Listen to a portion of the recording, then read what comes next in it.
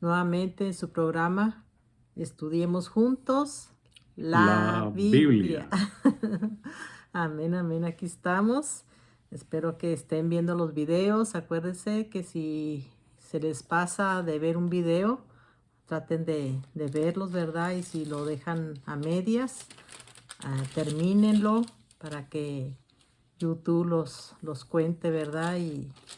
Y YouTube pueda poner también a, a otras personas, ¿verdad? Los videos, así que necesitamos que vean los videos completo y que los vean todo el tiempo, ¿verdad? Pues ahorita ya no los hemos puesto tan seguidos, hemos estado pasando casi 15 días, ¿verdad? Un video, así que pues yo creo que ustedes tienen más tiempo así de verlos, así que pues esperamos que los comparta también, que les ponga like, también eso cuenta mucho, ¿verdad?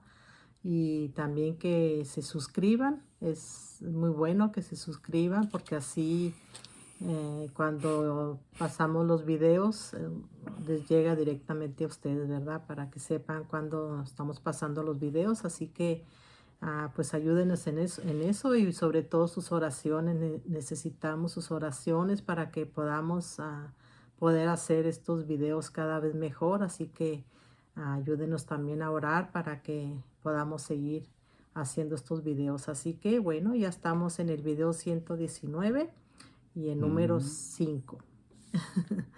Y vamos a ver ahora todo inmundo es echado fuera del campamento y vamos a ver también ley sobre la restitución y ley sobre los celos. Así que va a estar muy bueno, así que quédese hasta el final. Y bueno, vimos en números 4 la tarea de los levitas, ¿verdad? Todo así como los levitas tenían tareas en el campamento, así nosotros, ¿verdad?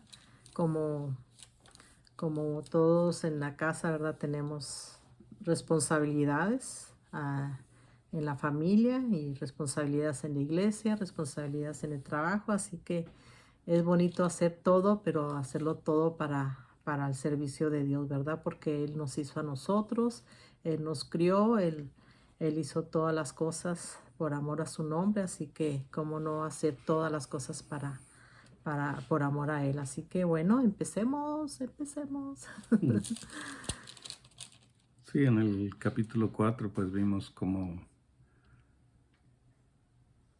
era un ministerio prácticamente lo que tenían los levitas y los sacerdotes. Bueno, era un sacerdocio.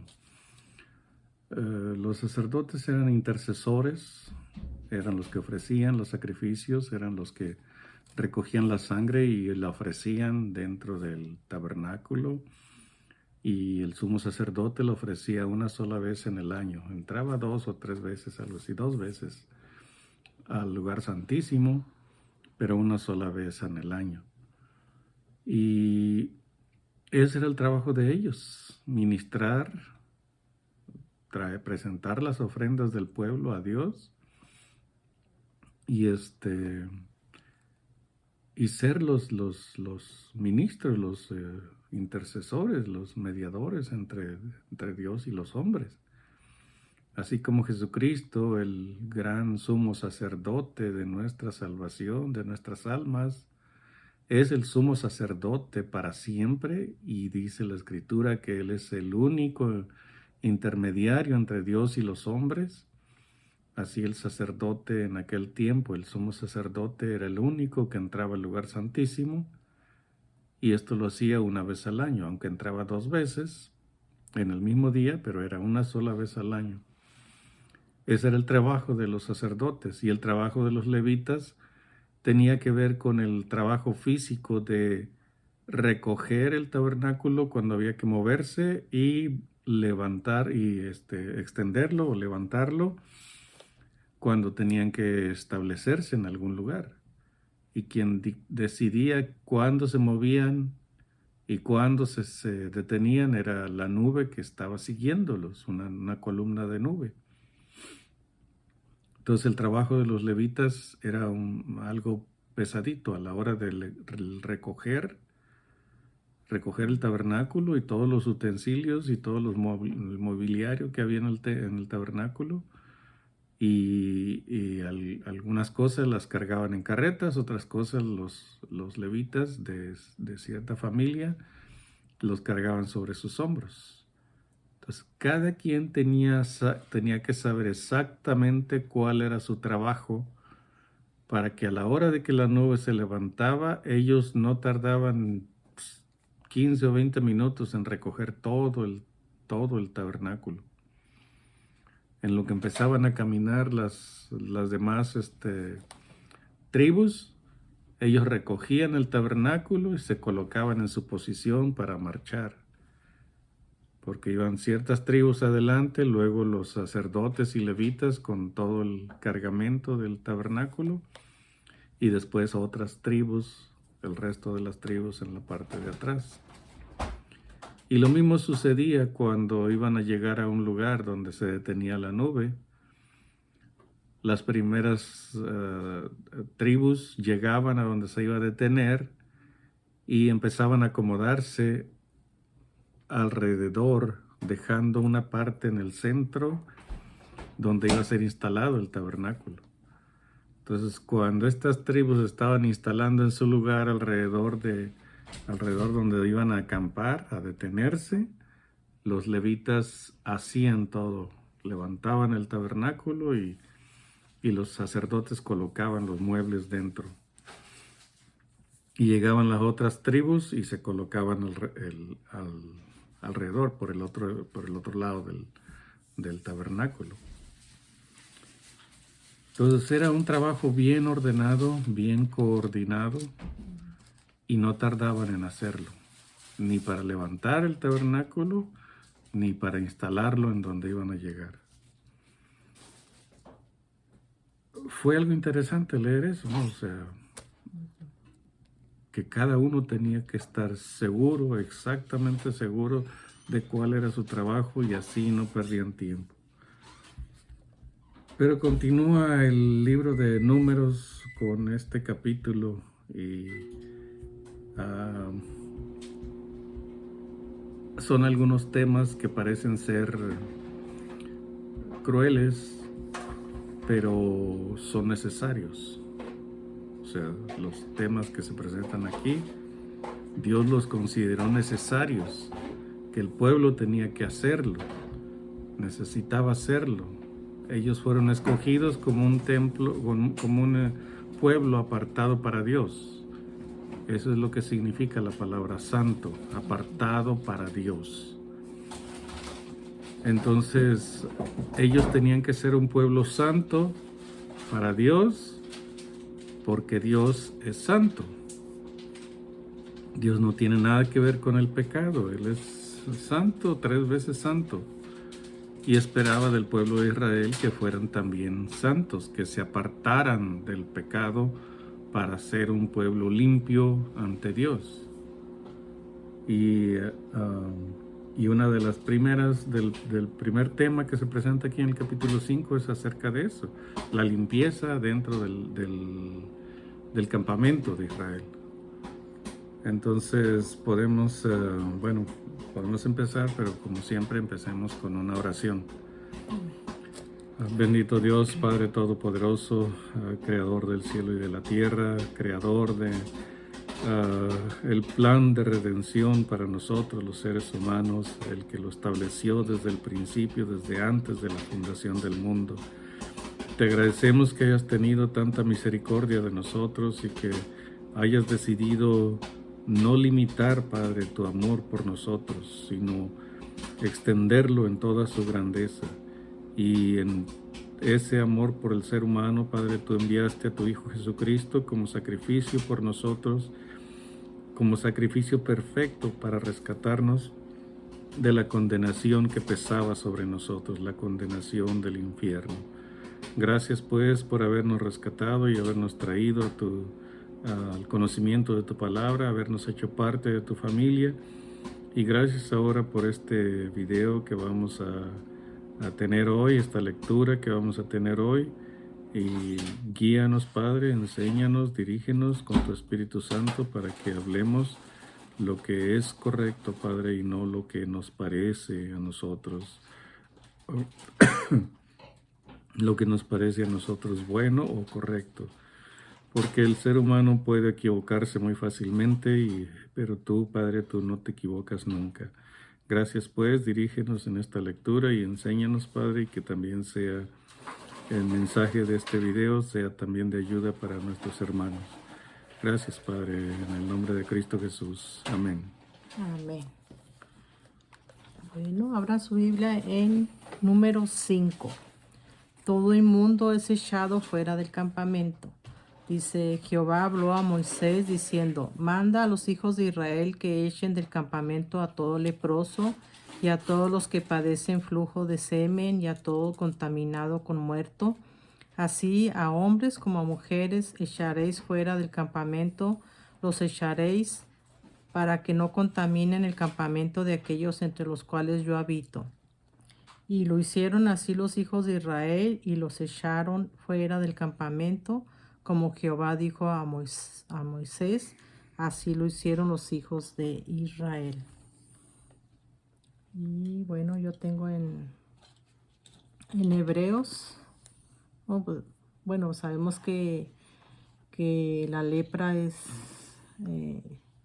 significa el símbolo del pecado, ¿verdad? Y hay enfermedades, angustias, porque no tratan el pecado.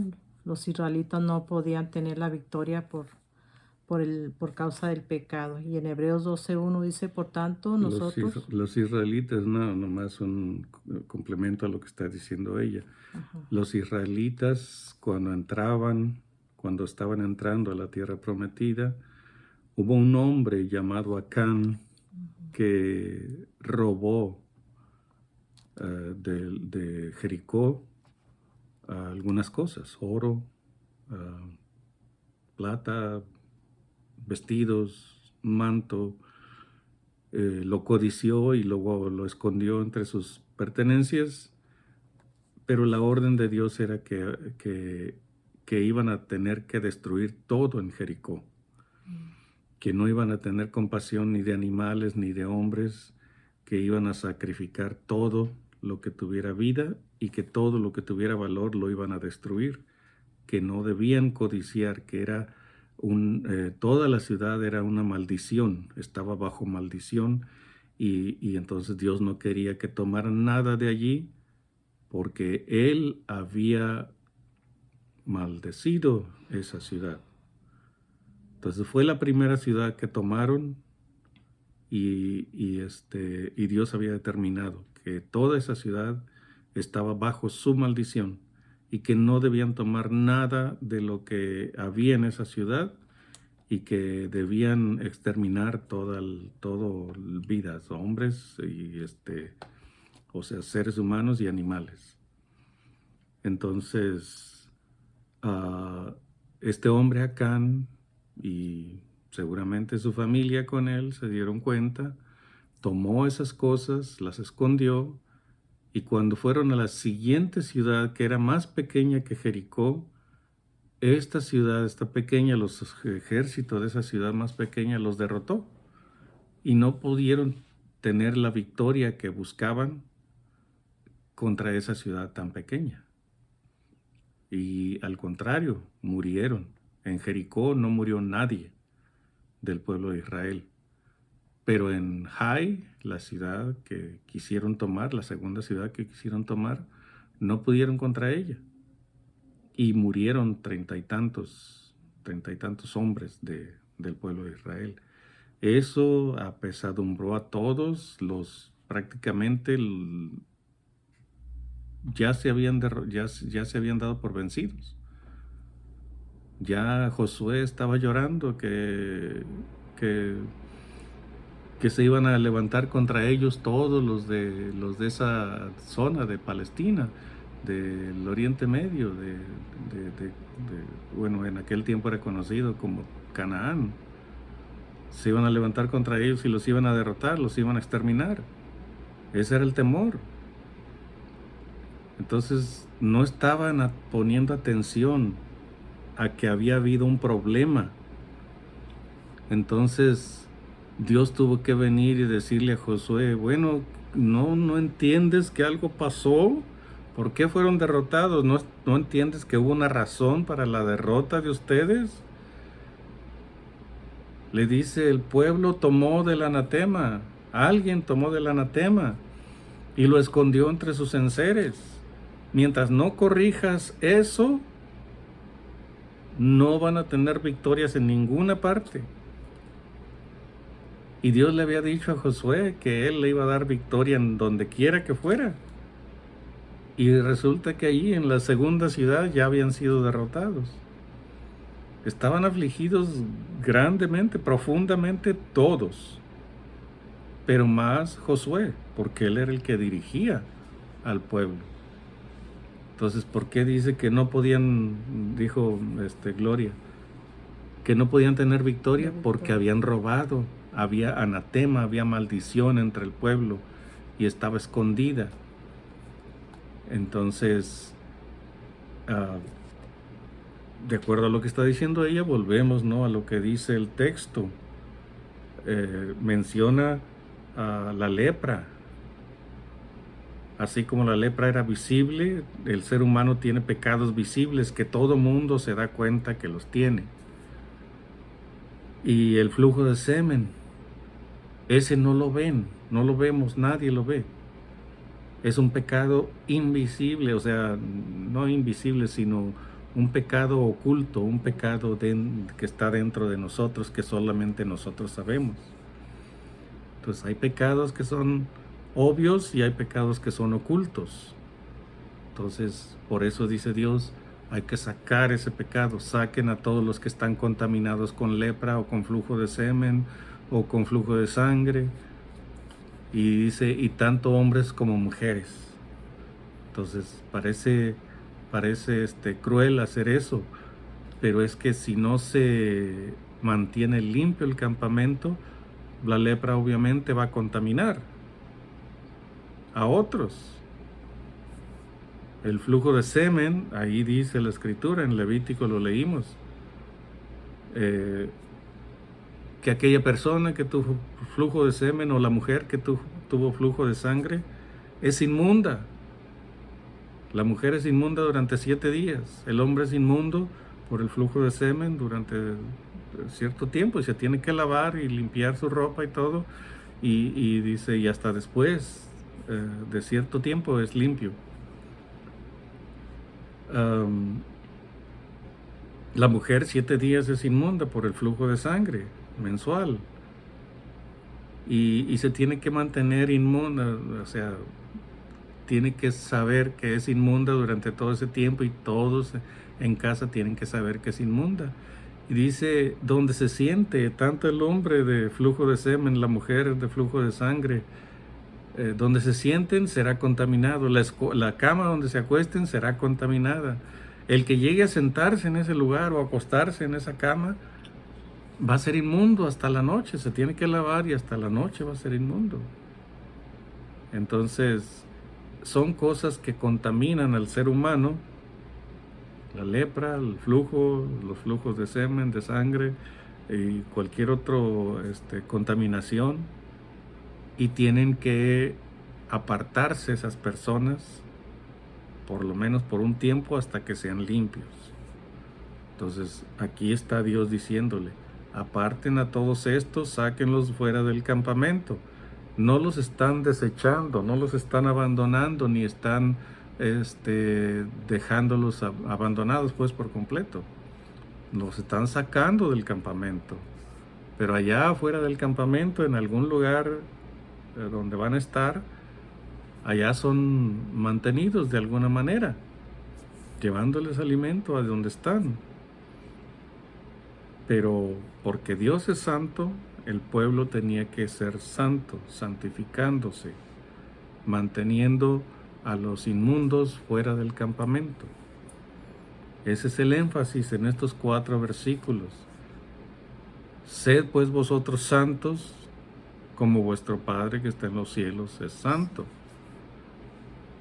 A través de Moisés dice, sed pues vosotros santos, porque yo soy santo.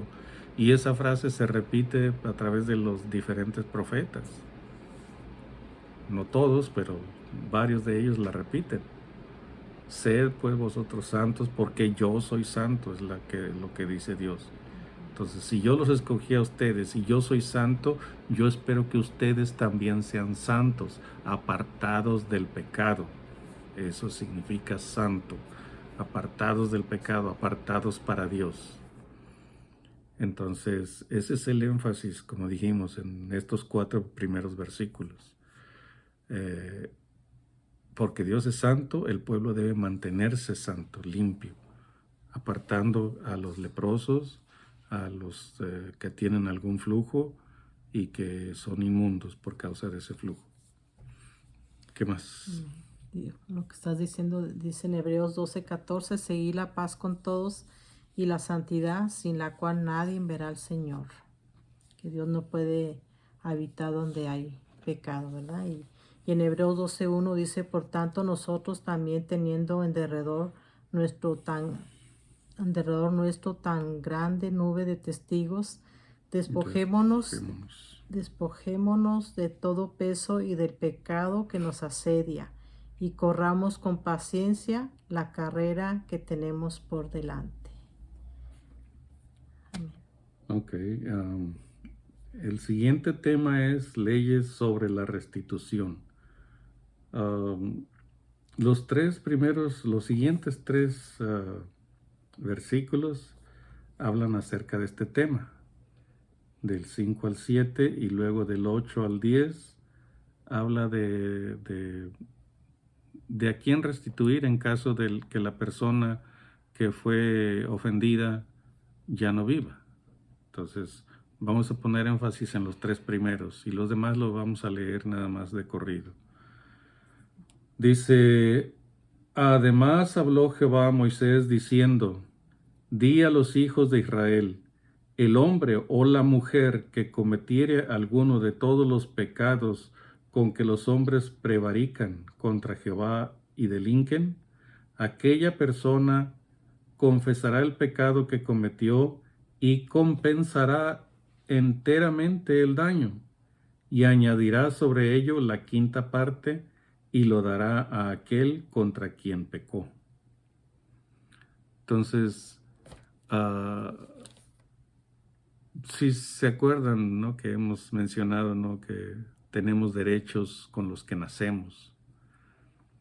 Entonces, el derecho a la vida, por el simple hecho de ser engendrados por nuestros padres, tenemos derecho a la vida. Porque ya fuimos engendrados, ya tenemos vida desde el momento de la concepción. Entonces, tenemos derecho a la vida. Cuando nacemos, sigue nuestro derecho a la vida en nosotros. Y nadie tiene derecho a quitarnos nuestra vida, porque no le pertenece a nadie, le pertenece a Dios. Entonces Dios es el único que decide quién vive y quién muere. Ante Él todos somos pecadores dignos de muerte. Entonces Él es el que tiene misericordia de algunos y nos rescata. De otros los deja que sigan en su pecado. Pero Él tiene la autoridad moral para decidir quién vive y quién muere. Entonces a Él ni siquiera debemos culparlo de injusticia. No, porque si Él utilizara su justicia, o usara de su justicia,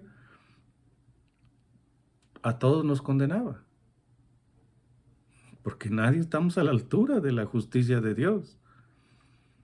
Entonces, el derecho a la vida, el derecho a la libertad. Si tenemos vida, nadie tiene derecho a privarnos de nuestra libertad. Entonces, que haya habido esclavitud, eso no significa que haya sido un derecho para aquellos que esclavizaron. No, fue algo, un mal que existió y que todavía probablemente con toda seguridad existe en alguna parte. Entonces, el derecho a la libertad y el derecho a la propiedad privada. Aquí está diciendo, si alguien defrauda a otra persona, Si alguien hace un daño contra otra persona, digamos, no sé, en su vida o algo así, en su libertad, entonces tiene que resarcir, tiene que restituir el daño que hizo. Entonces, Dios está diciendo, no pisotees los derechos de tu prójimo, porque el que pisotea los derechos de su prójimo, entonces esa misma persona está renunciando a sus propios derechos. Si alguien le quita la vida a una persona, si alguien le quita la vida a una persona por odio, por pleito, por lo que sea, la única excepción era cuando había guerras, que un pueblo era invadido y el pueblo se defendía, entonces eh, se podían quitar muchas vidas, pero era que estaban defendiendo su propio derecho a la vida, su propia libertad, su propio derecho a la propiedad privada. Pero los demás casos, o sea, el caso de asesinato, ese asesinato, cuando alguien asesina a otra persona, está renunciando a su derecho a la vida. Cuando alguien le quita su libertad a alguien, está renunciando a su propia libertad. Y la ley tiene todo el derecho de poner a ese hombre en prisión por haberle robado a alguien más la libertad, por haber secuestrado, por haber esclavizado, cualquier situación. Y el que roba la propiedad privada de otra persona está renunciando a su propio derecho a la propiedad privada. Entonces, si alguien roba, la ley tiene todo el derecho de quitarle a esa persona lo que tiene para restituir a la persona que ofendió. Entonces, aquí está diciéndonos Dios, tiene que ser restituido lo que haya sido defraudado, o lo que haya sido robado, o lo que haya sido cualquier ofensa que se haya hecho. Por eso dice allí, en cualquiera de los delitos en que el hombre peca, ¿cómo dice? Dice, y cometiere alguno de todos los pecados con que los hombres prevarican contra Jehová y delinquen, o sea, cualquiera de las cosas en las que el ser humano peca, entonces tiene que restituir el daño que haya hecho. Y se restituye completo y se añade la quinta parte a lo que haya sido o a lo que se considere que tiene que restituir. Enseguida, solo se habla de cuando la persona que va a recibir la restitución ya no está, o murió o algo. Entonces, pero ya no existe la persona que va a ser restituida o a la que le van a restituir. Entonces, ¿qué va a pasar? No se le va a perdonar al que cometió el delito, sino que tiene que pagar. Pero en este caso dice Dios, ok, si la persona que murió no tiene ningún pariente que pueda recibir la restitución, de todos modos el que hizo el daño tiene que pagar y le va a pagar a Dios. ¿Cómo le paga a Dios? A través de sus sacerdotes y levitas. Se le entrega el dinero al sacerdote o la restitución se le entrega al sacerdote. Esa era la manera que Dios establecía. Dice, ok, no te vas a quedar sin castigo, tienes que pagar lo que hayas defraudado, lo que hayas robado, el daño que hayas hecho, lo tienes que restaurar y añadir la quinta parte. Si no existe alguien a quien se lo entregues, se lo vas a entregar a Dios a través de los sacerdotes. A ellos les vas a dar la restitución del daño que hayas hecho. Nomás lo voy a leer para que lo oigan, como lo dice Dios. Y si aquel hombre no tuviere pariente alguno, pariente al cual sea resarcido el daño, Se dará la indemnización del agravio a Jehová entregándola al sacerdote, además del carnero de las expiaciones. O sea que aparte de restituir el daño, tenían que traer un cordero para expiar su falta. De las expiaciones, con el cual hará expiación por él. Toda ofrenda de todas las cosas santas que todos los hijos de Israel presentaren al sacerdote será suya, será del sacerdote. Y lo santificado de cualquiera será suyo, será del sacerdote. Asimismo, lo que cualquiera diere al sacerdote será suyo. O sea, si no es una restitución, si no es una ofrenda de expiación, si no es nada de esas cosas, pero alguien trae algo para el sacerdote, bueno, pues obvio, se la puede entregar al sacerdote que quiera o al sacerdote que atienda a esa persona.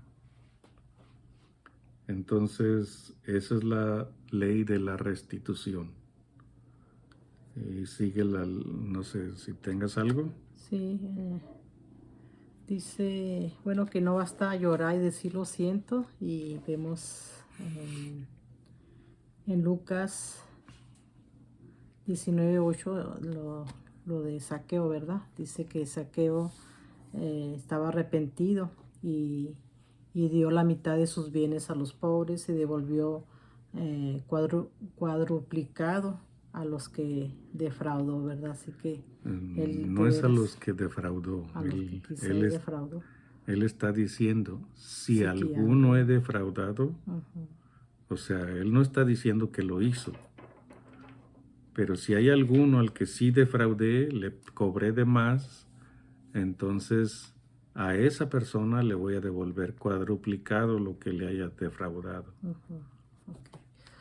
Y en Entonces, en 2 Corintios 7:7 al 10 dice, en el 10 dice, porque la tristeza que es según Dios produce arrepentimiento para salvación, de que no hay que arrepentirse, pero la tristeza del mundo produce muerte. Así que a veces hay muchas lágrimas, pero no hay un cambio, ¿verdad? Así que no, de veras a veces no están arrepentidos. o sea, el arrepentimiento del mundo es solamente remordimiento. Una comadrona que atendió a mi mamá cuando yo nací, hablaba con mi papá y decía eso, dice, pero bueno, hablaban así de esas cosas. A mi papá le gustaba que repitiera eso a cada rato, cada vez que iba de visita. Y ella iba de visita pues por ver a los niños que ella había atendido en el nacimiento. Entonces ella hablaba de eso y mi papá siempre la llevaba a que repitiera esas frases que le gustaban a él escucharla de ella. Y ella decía, no, dice, robar, dice, es que lo agarren. Y si no lo agarran, preguntaba él, no, pues ya fregó. Eso era lo que a él le llamaba la atención de esta comadrona. Era una comadrona que había sido monja, pero dejó los hábitos, aunque seguía vistiendo de monja, dejó de ser una monja metida en un convento o en una capilla para dedicarse a servir a las gentes. Su trabajo era atender, era ser partera, pues comadrona. Y era bien, para mi papá, pues era bien simpática la señora.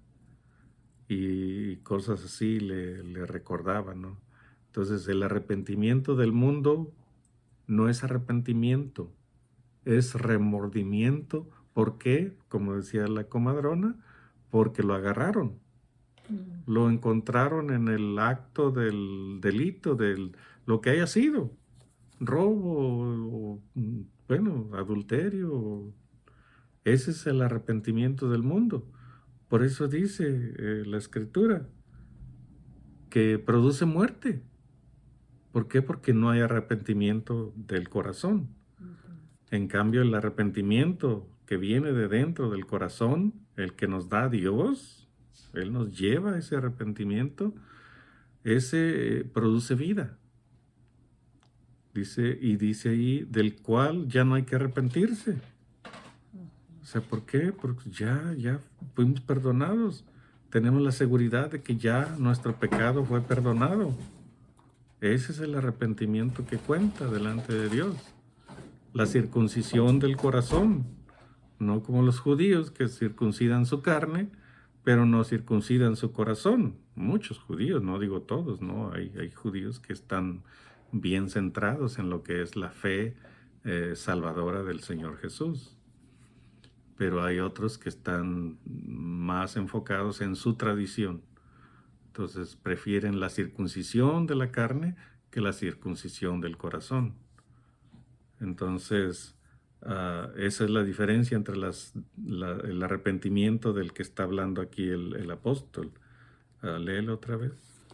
Dice, porque la tristeza que es según Dios produce arrepentimiento para salvación, de que no hay que arrepentirse, pero la tristeza del mundo produce muerte.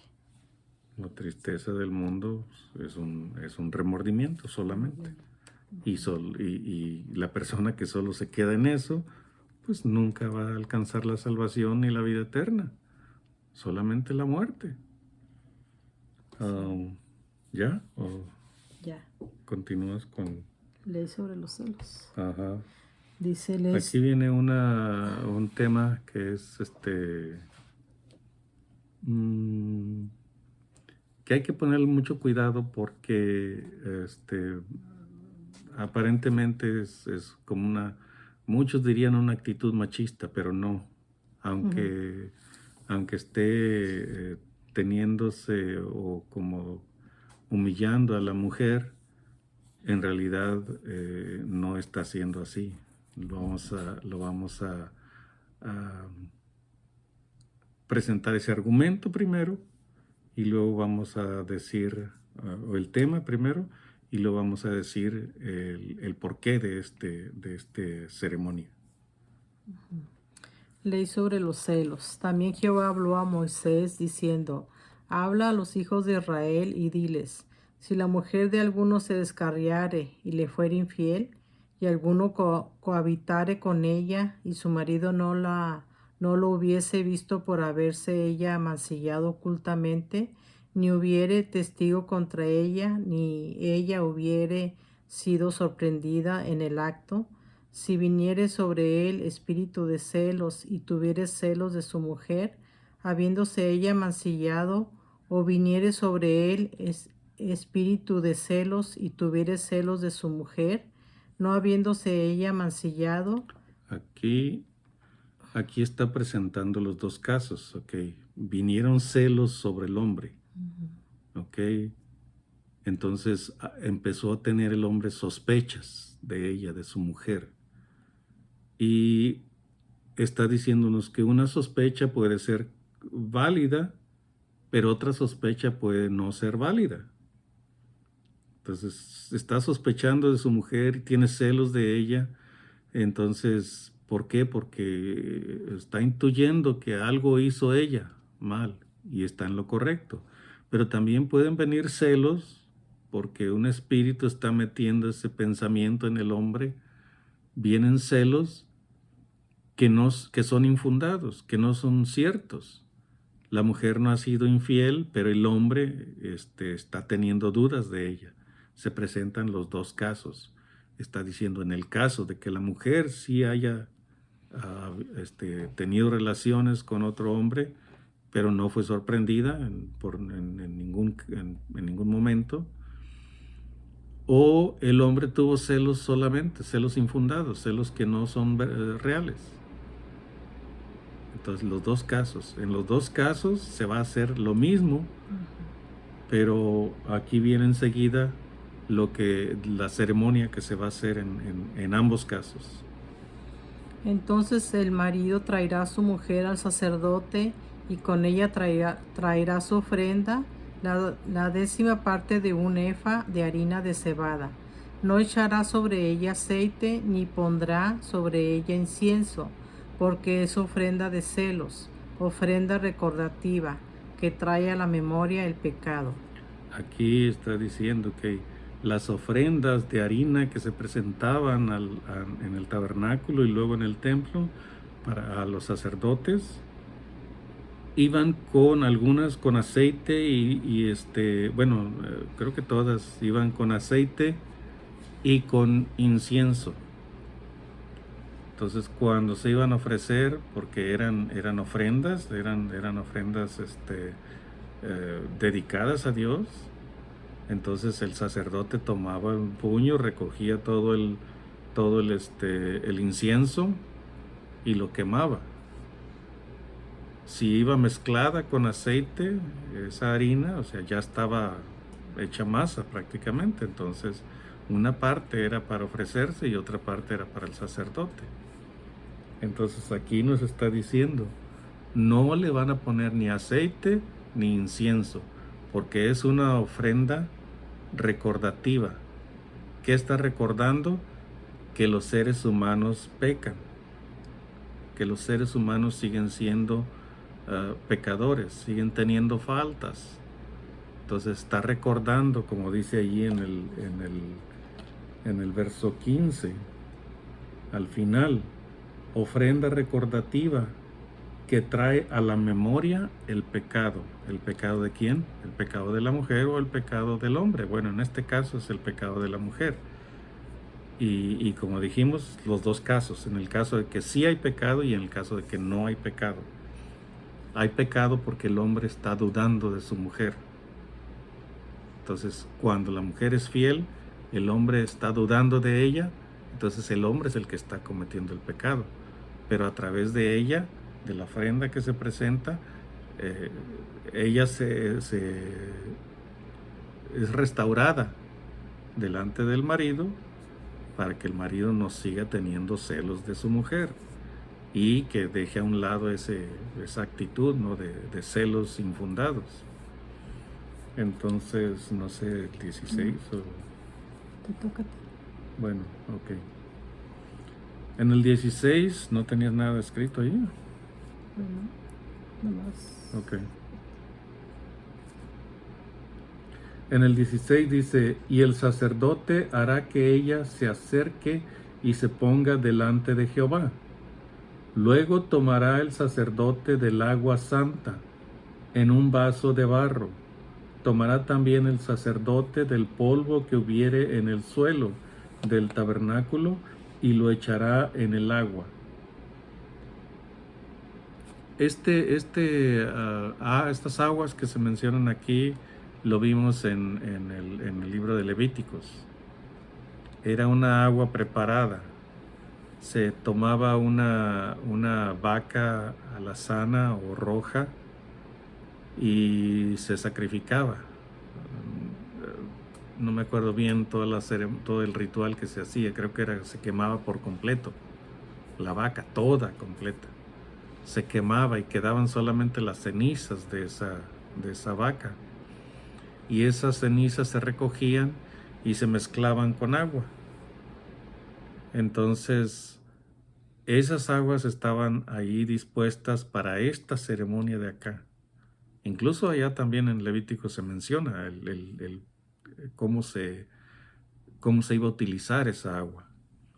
Pero aquí nos está diciendo, en caso de los celos del marido, sean reales o infundados, se va a traer a la mujer al tabernáculo y se le va a hacer que esté delante de Dios en el tabernáculo y se le va a dar el agua a beber. Y en la ceremonia incluía recoger la harina de cebada y ofrecerla, quemarla. Entonces aquí está diciendo, hablando de esas aguas. No sé si lo recuerden, pero lo leímos en el libro de Levíticos. Dice en el 17, tomará del polvo del suelo del tabernáculo y lo echará en el agua. O sea, el agua que ya estaba mezclada con las cenizas de la vaca alazana. Y aparte va a echar polvo del tabernáculo el polvo del suelo del tabernáculo, y lo va a echar también en el agua. Dice, y hará el sacerdote estar en pie a la mujer delante de Jehová, y descubrirá la cabeza de la mujer, y pondrá sobre sus manos la ofrenda recordativa, que es la ofrenda de celos, y el sacerdote tendrá en la mano las aguas amargas que acarrean maldición. Entonces ella va a tener en sus manos la ofrenda de la harina recordativa, como dice ahí, recordando el pecado, y el sacerdote va a estar con su mano, sosteniendo en su mano el agua amarga. Entonces, en el 19 dice, las aguas amargas que acarrean maldición. En el 19, y el sacerdote la conjurará y le dirá, si ninguno ha dormido contigo, esto tenía que ser solemne, o sea, que la mujer se comprometiera a decir la verdad, o bueno, no a decir la verdad, sino que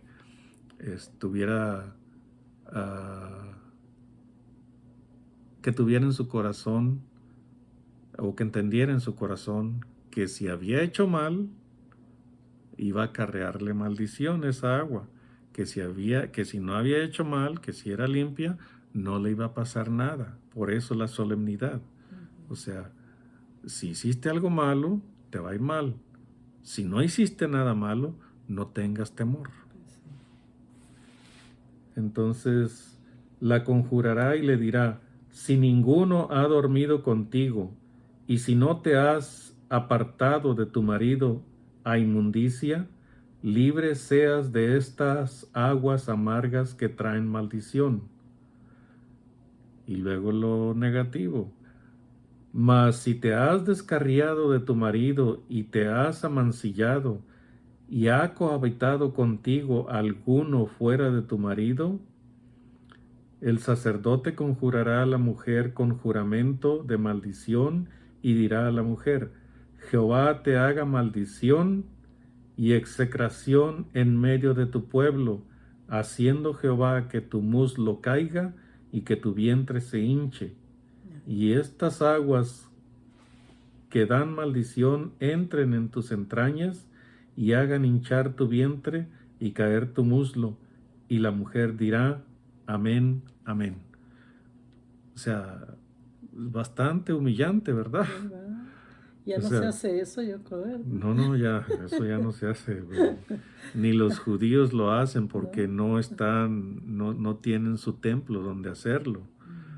Entonces, ni ellos lo hacen. No sé si los ortodoxos o los ultraortodoxos lo hagan, pero los judíos en general no lo hacen. Hay esas dos clases de judíos allá en Israel.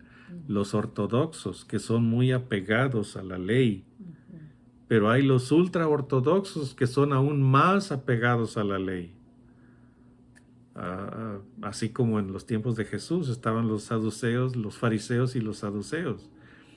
Los saduceos se apegaban a la ley, pero los fariseos eran aún más apegados a la ley, más literales eran apegados a la ley. Hasta lo más pequeño de la ley querían guardar y creían en todas las cosas que la ley, que la Torá, que la Tanakh enseña. La Tanakh es la Biblia del Antiguo Testamento. Entonces creían en todas esas cosas. Los saduceos eran un poco más liberales. Ellos decían, no, el que muere simplemente muere y se reúne en el sepulcro con sus padres. Los ángeles no existen. Y así cosas decían los saduceos. Pero los fariseos decían, no, es que hay vida después de la muerte. Tenemos que reunirnos con nuestros padres en la muerte. Los ángeles sí existen. Hay evidencia en toda la escritura de que los seres humanos tuvimos encuentros con los ángeles. Y eso es lo que creían los fariseos. Así hoy los ortodoxos y los ultraortodoxos, los ortodoxos son estrictos observantes de la ley, pero los ultraortodoxos, judíos ultraortodoxos, son aún más celosos de la observancia de la ley. Entonces,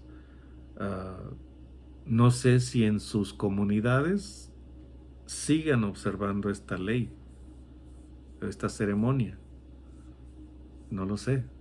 Pero los judíos en general, ellos ya no lo hacen. ¿Por qué? Porque no hay un templo donde hacerlo. Entonces, aquí le están hablando a la mujer. Bueno, si no tuviste nada que ver con alguien más que no sea tu marido, no tengas temor, no va a pasar nada. Pero si lo hiciste, entonces esto es lo que te va a pasar. Se te va a aflojar tu muslo, se te va a caer. No sé en qué consistía eso. Pero aparte dice, tu vientre se te va a hinchar. O sea, ¿se imaginan una mujer que sí haya hecho eso? ¿Cómo iba a andar?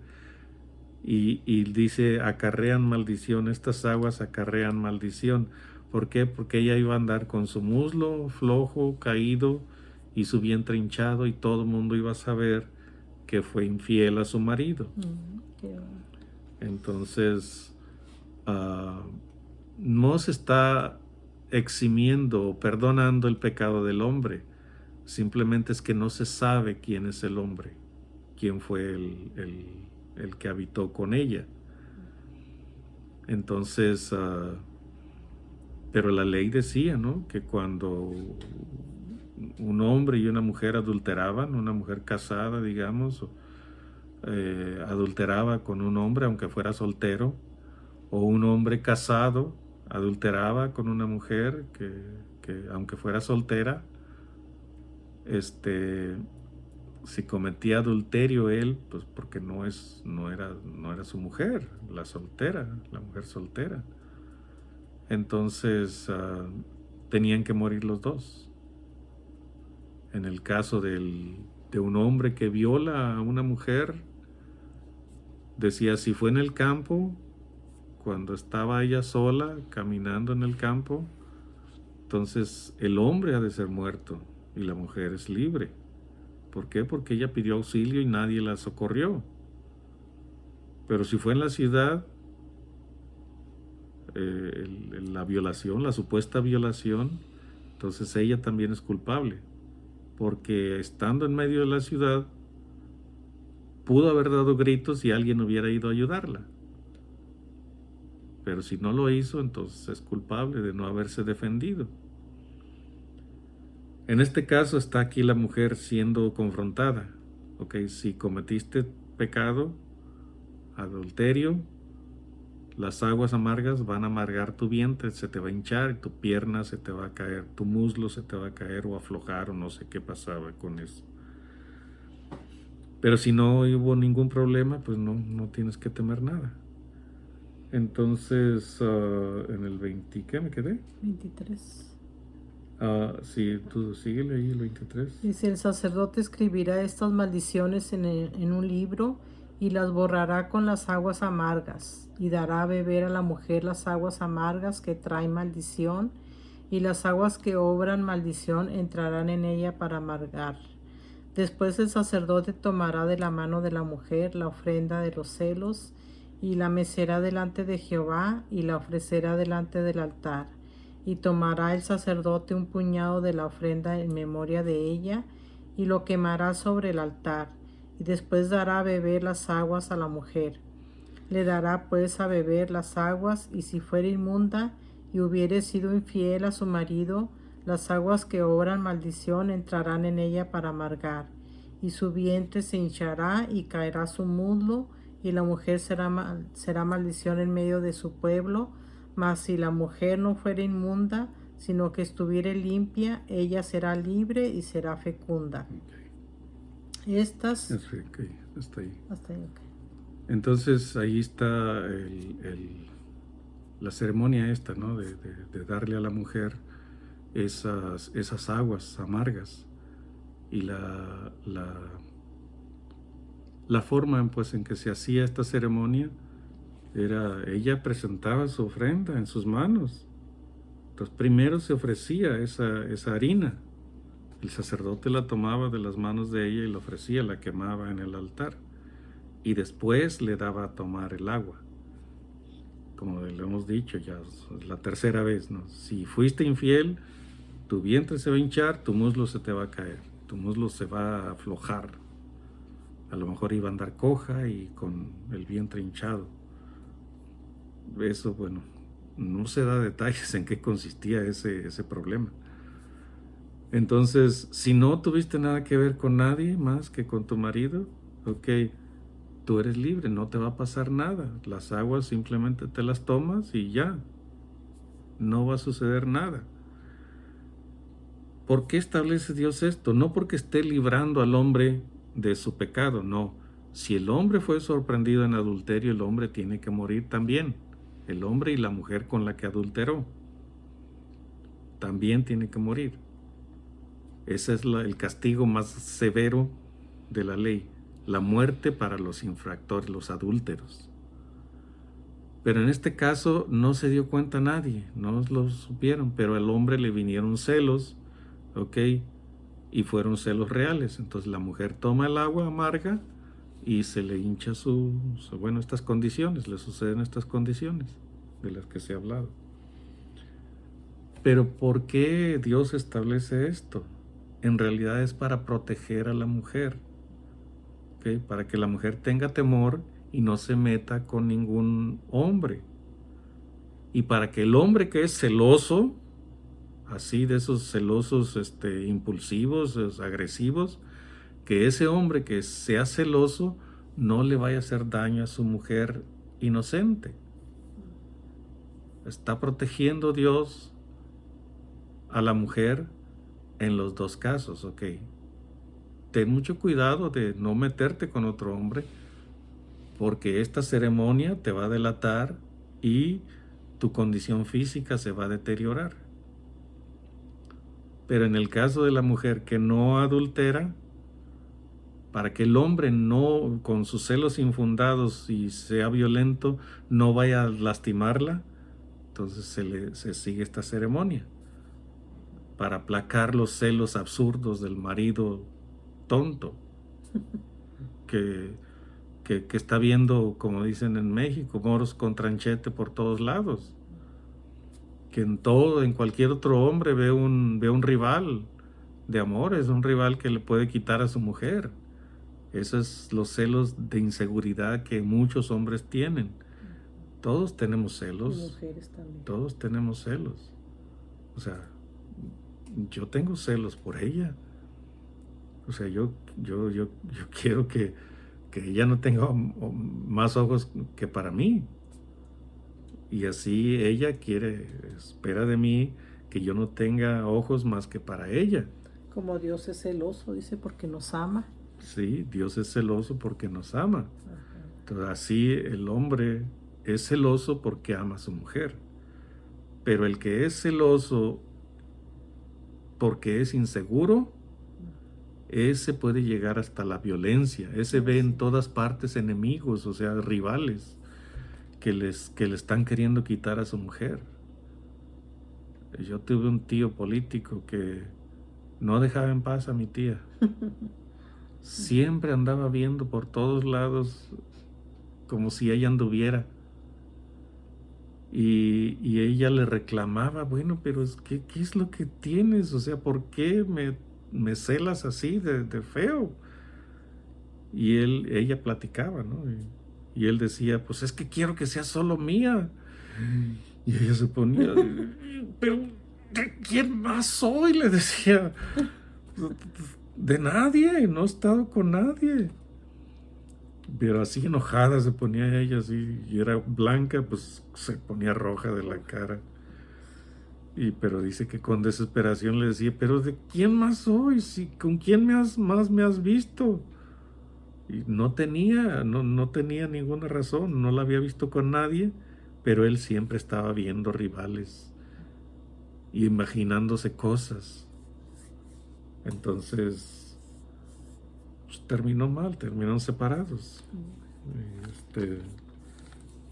Y así está Dios protegiendo a la mujer para que no vaya a caer en el adulterio por porque va a evidenciarse, aunque haya sido en secreto, y para que el hombre celoso, absurdo, inseguro, no vaya a lastimarla a ella por celos infundados, celos que no son reales. Dice al final el verso 31, nos saltamos 1 o 2 versículos.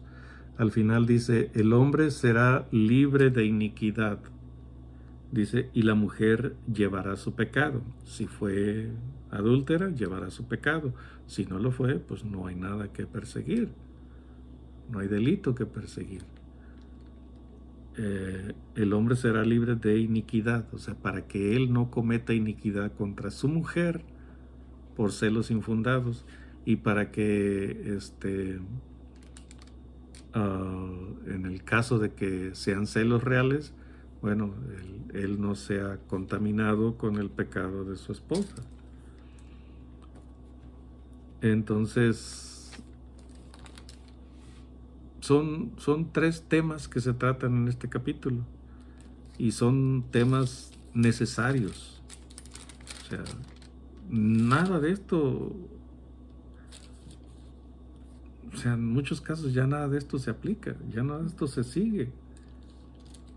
O sea, ya bueno, la lepra aparentemente en muchos lugares está controlada, pero el pecado no.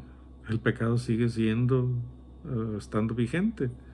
Y por desgracia en nuestro tiempo cada vez más el pecado es más abierto, el libertinaje es más abierto. Ya cada vez más la gente no se preocupa por el pecado como antes. Entonces, todavía en la generación de nuestros padres y nuestros abuelos, se preocupaban mucho por su reputación. Se cuidaban de no envolverse en actos de inmoralidad. En cambio ahora se ve por todos lados. Pues terminamos este capítulo. Esperamos que haya quedado claro, ¿no? Las cosas que se tratan aquí, los temas que se tratan aquí. El de echar fuera del campamento a los inmundos en aquel tiempo, acuérdense, en aquel tiempo. La ley de la restitución todavía existe, pero se ha hecho tan común el fraude que aun cuando hay un documento firmado, hasta ese documento lo retuercen y se siguen haciendo fraudes, y nadie piensa en restituir lo que hayan defraudado. Y la ley sobre los celos, entonces todavía existen celos hoy, pero ya no existe esta ley, y menos para la iglesia cristiana. Entonces tenemos que tener en cuenta estas cosas como temas de estudio y encontrar el fondo espiritual en estos temas. Entonces, Dios es santo, nosotros tenemos que ser santos. Dios demanda que restituyamos. Bueno, si cometimos algún error por equivocación, okay, hay que restituir. Como dijo ella en lo que estaba leyendo, no basta con derramar unas lagrimitas y, ay, perdóname. Sí, pues te perdono, pero ¿y los $1,000 que me defraudaste? ¿Dónde quedaron? ¿Quién me los va a reponer?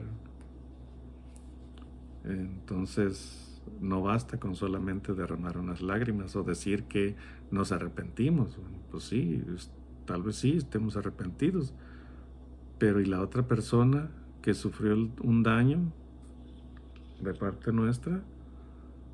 Aunque diga que sí nos perdona, pero ella va a estar esperando que por lo menos algo le restituyamos.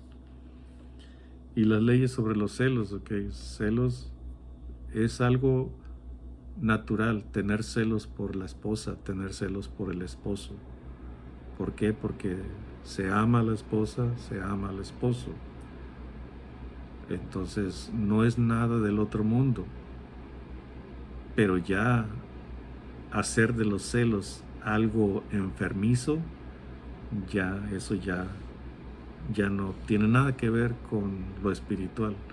Bueno, ya no tiene nada que ver con la relación entre dos personas. Es una enfermedad, algo enfermizo, un pecado llevado al extremo.